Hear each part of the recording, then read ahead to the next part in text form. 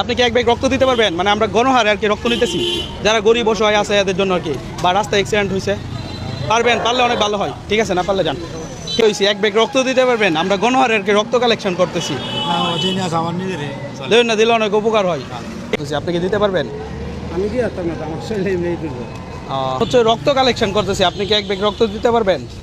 না ভাই দেন না, গরিব গরিব বাবা আমার শরীরে তো রক্ত নাই না, দিতে পারবেন কি? আমি দিতে পারবো না বাবা। ভাই, আপনার তো মনে হয় যে আমি দিতাম, আচ্ছা দিয়ে দেবো। আর তাহলে আপনি দিতে ইচ্ছুক? আচ্ছা ঠিক আছে, তাহলে একটু সাইড করেন গাড়িটা। ইনজেকশন। আচ্ছা যাই হোক, ওনাকে হচ্ছে তাক তাক দরকার নাই, রক্ত দিতে স্বেচ্ছায় রাজি হয়েছে। আমরা জাস্ট এটা শুধুমাত্র ভিডিওর জন্য একটা কন্টেন্ট করতেছিলাম।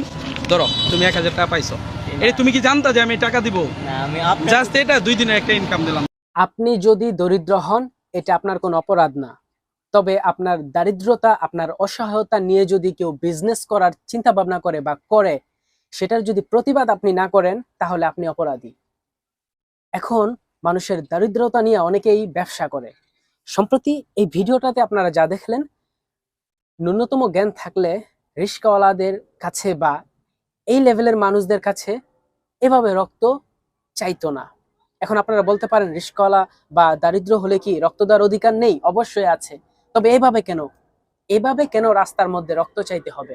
হ্যাঁ, যদিও এটা একটা কন্টেন্ট, তবে এই কন্টেন্টের আড়ালে অন্য কিছু হতে পারে। এখান থেকে অনেকে শিখেও নিতে পারে।